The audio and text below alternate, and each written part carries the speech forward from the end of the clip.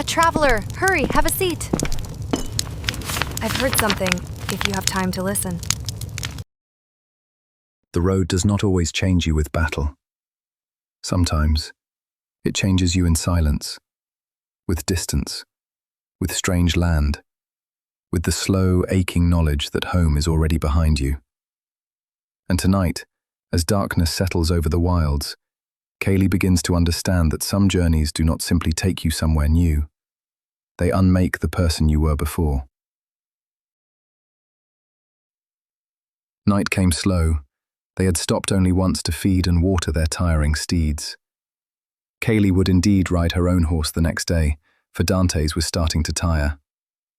They spoke little as the land passed them by. Such strange things were outside of the sheltered little cove that Kaighleigh had lived in all her life. The trees grew bigger and smaller, then bigger once more. The grass and odd colour of stones and earth. The light did not fall all at once. It thinned gradually, as if the day itself was reluctant to let go of them. Shadows stretched long across the uneven ground, clinging to the legs of their horses before slipping away behind them. The sky dimmed in layers, blue surrendering to bruised violet, violet deepening toward the first hints of night.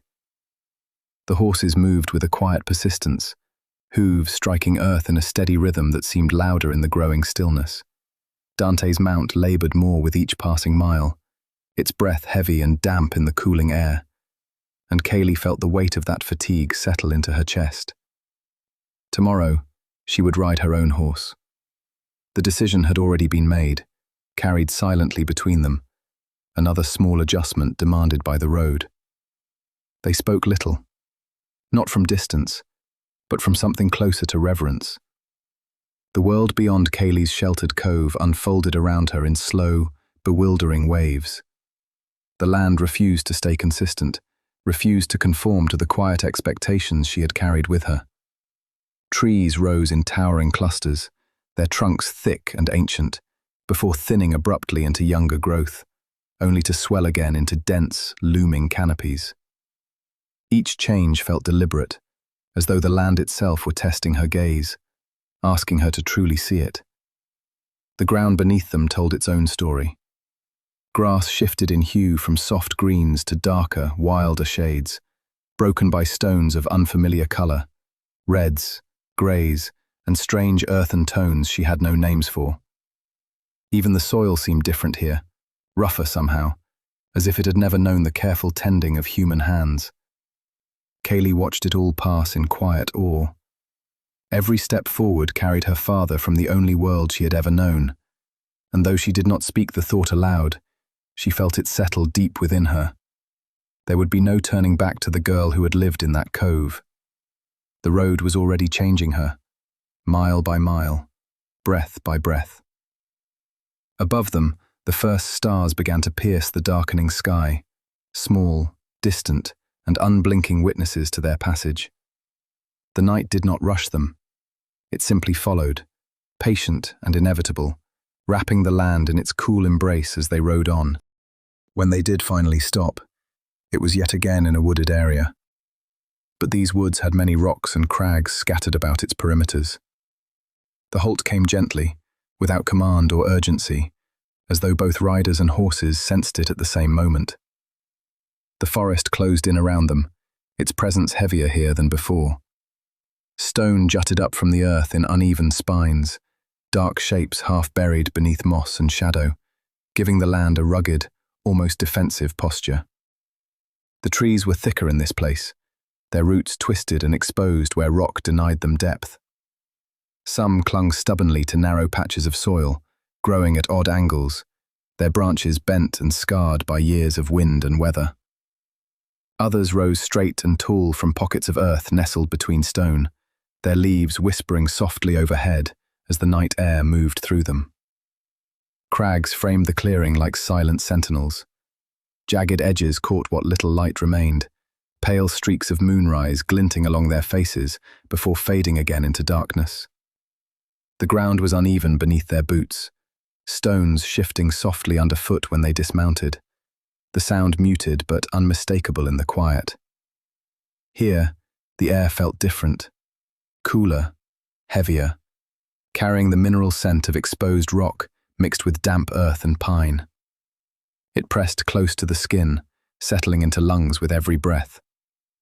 Kaighleigh became acutely aware of the space around them, of the way sound traveled differently here, swallowed quickly by stone and foliage. This was not the gentle woodland she had imagined when she thought of forests beyond her home. This place felt older, less forgiving. The horses were tended first, their movements slow and tired, ears flicking at every unfamiliar noise. Even as they fed and drank, their bodies remained tense, muscles tight beneath the skin, as if the land itself kept them alert. Kaighleigh ran her hand along her horse's neck, feeling the warmth there, grounding herself in the simple, familiar rhythm of care. Shadows deepened between the rocks, pooling in the spaces where the eye could not quite follow. The woods seemed to lean inward, not threatening, but watchful, patient. They had stopped for the night, but rest here felt provisional, borrowed from a land that had not yet decided whether it welcomed them.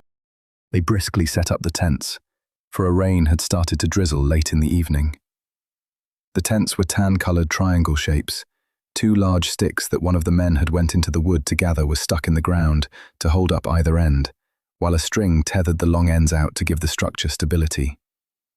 The rain came softly at first, more a whisper than a downpour, a fine mist that clung to hair and cloaks and darkened the earth beneath their feet. It carried the scent of wet leaves and stone, cooling the air and dampening the forest floor as twilight gave way fully to night. The tents went up with practiced efficiency. Tan canvas unfurled against the dim light, its surface already darkening where droplets collected and ran in thin, wandering lines. One of the men disappeared briefly into the trees, returning with a long, sturdy branch stripped of smaller limbs.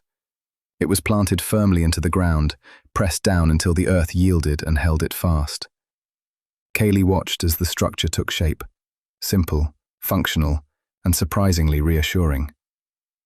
The canvas was drawn taut, strings stretched outward and secured to keep the tent steady against wind and weather. Each knot was tied with care, each movement deliberate, as though the ritual itself carried a quiet promise of shelter. The rain strengthened just enough to be heard clearly now, pattering softly against canvas and leaves alike. The sound wrapped around them, steady and unintrusive, dulling the sharper edges of the forest.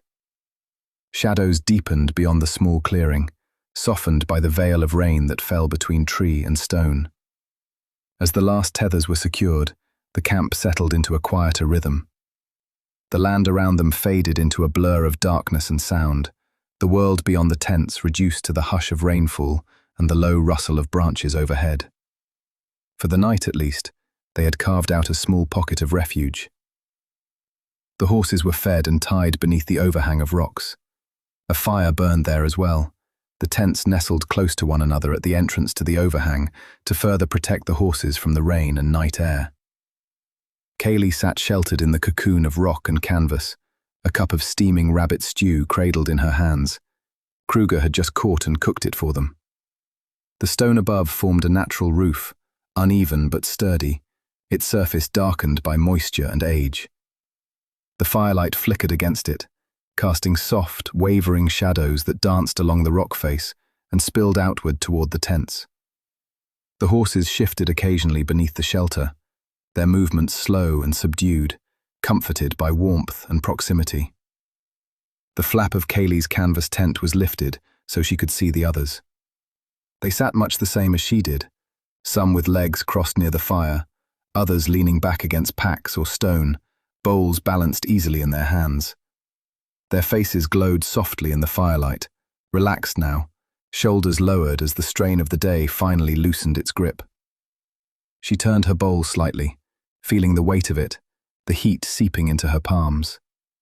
Steam curled upward, carrying the rich, earthy scent of the stew, clearing her head and settling something restless inside her.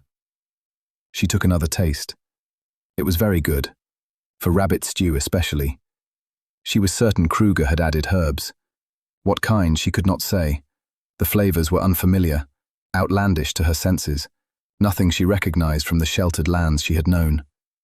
Yet they blended well, warming and savory, lending the simple meal a depth she hadn't expected. For a moment, she simply sat there, surrounded by stone, fire, and quiet voices, listening to the rain whisper beyond the shelter. The cocoon held. The night pressed close, but did not intrude. Next time, the road does not grow kinder. It only grows stranger. As darkness settles deeper over the wilds, Kaighleigh rides farther from the only life she has ever known, and deeper into a land that feels older, harsher, and less willing to forgive. The forest will close around them. The rocks will watch in silence, and even shelter will feel borrowed. Because some places do not welcome travelers. They endure them. And before the night is through, Kaighleigh may learn that even rest has a price. Wasn't that interesting? Now don't forget to subscribe for more. And ring the bell for your server.